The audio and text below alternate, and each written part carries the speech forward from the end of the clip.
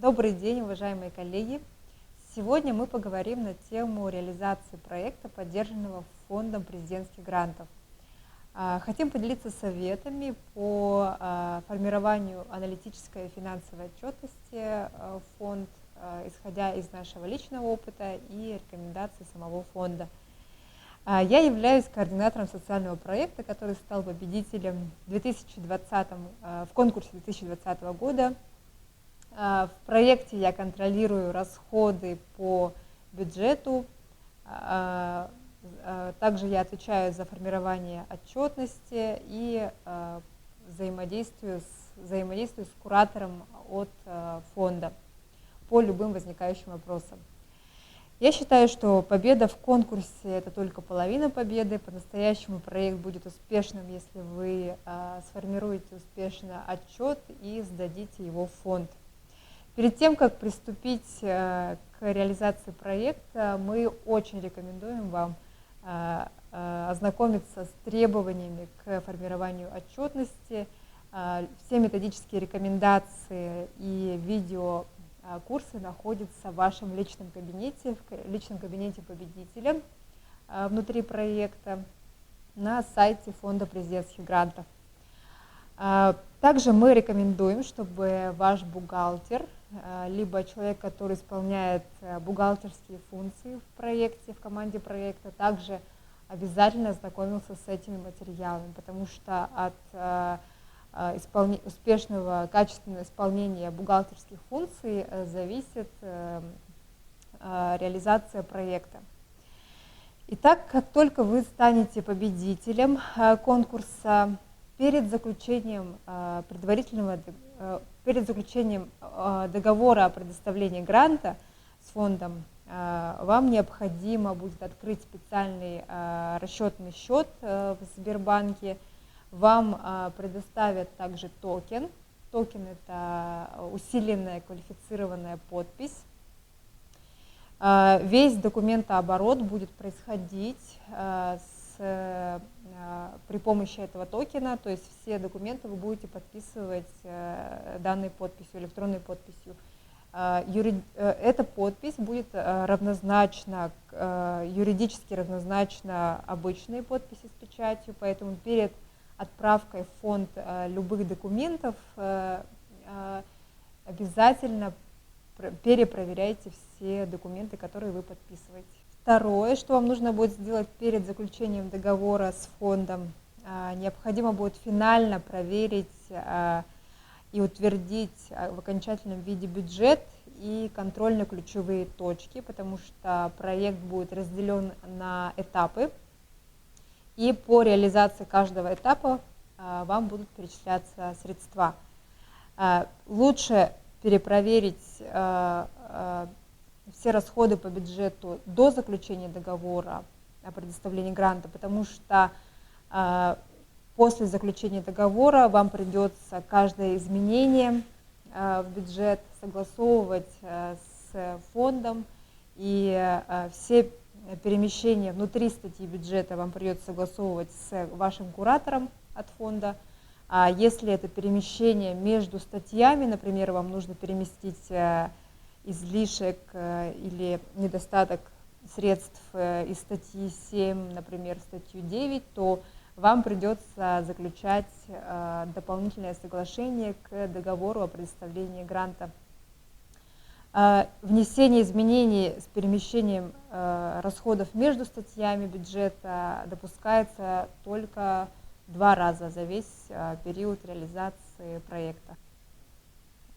Итак, какими документами формируется финансовая отчетность в фонд? В первичные финансовые документы включаются договоры с поставщиками, договоры на приобретение материалов, трудовые договоры, договоры гражданско-правового характера.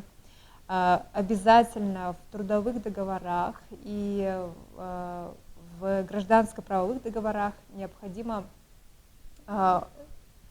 указывать, какие конкретно функции исполняет ваш работник в рамках проекта, и составлять к ним спецификацию. Фонд относит отсутствие этих спецификаций к типичным ошибкам, поэтому будьте внимательны здесь. Также к проездным документам необходимо прилаживать посадочные талоны. Все посадочные талоны необходимо сохранять. Счета гостиниц должны быть детализированными, то есть с указанием фамилии, имя, отчество проживающего, даты заселения, место заселения, суммы. Также к первичным финансовым документам, конечно же, относятся кассовые, товарные чеки и товарные накладные. Все эти документы должны соответствовать требованиям к первичным учетным документам, и в них обязательно должны быть указаны наименование документа, дата составления, наименование организации, выдавшего документ, наименование должности ответственных лиц и их подписи. Все расходы мы рекомендуем проводить безналичным расчетом. Сам фонд не рекомендует тратить наличными более 10 тысяч рублей, то есть только если присутствует какая-то острая необходимость. Очень скептически относятся к чекам, к авансовым отчетам, все это может не пройти в итоге. Поэтому даже продукты старайтесь закупать без наличной оплаты. Платежные поручения. Вам не нужно выгружать платежные поручения из Сбербанк онлайн, и тем более их отправлять в фонд, потому что фонд это видит все из системы Сбербанк онлайна. И, в общем, платежные поручения отправлять не нужно в фонд. Аналитическая отчетность. По поводу аналитической отчетности, наверное, это самая главная отчетность, которую необходимо сформировать.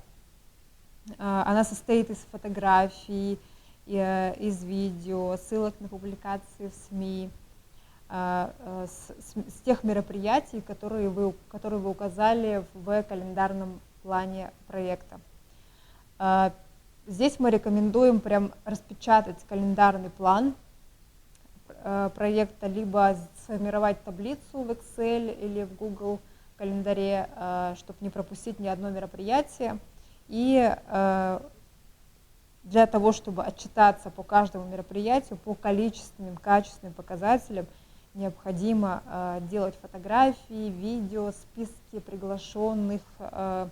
Если у вас указаны в качественных показателях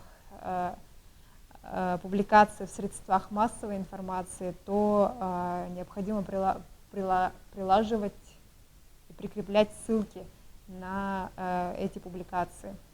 Аналитическая отчетность показывает, насколько цели проекта достигнуты, насколько достигнуты количественные и качественные показатели по проекту, поэтому это очень все важно. В каждой публикации в средствах массовой информации необходимо указывать, прикреплять логотип фонда президентских грантов. Если же невозможно прикрепить логотип, саму картинку, то вы можете указать текстово, что проект реализуется при поддержке фонда президентских грантов. Все форматы логотипов и руководство к использованию логотипа фонда также размещены в личном кабинете на сайте фонда. Вот, собственно, и вся информация, которой мы хотели поделиться на сегодня с вами. И желаем всем успешно реализовать ваши проекты, сдать отчетность. И если у вас возникают вопросы, если возникли вопросы по отчетности финансовой, аналитической, мы ждем от вас обращений в Единый ресурсный центр поддержки социально ориентированных некоммерческих организаций в Республике Саха-Якутия. Все, спасибо, до свидания.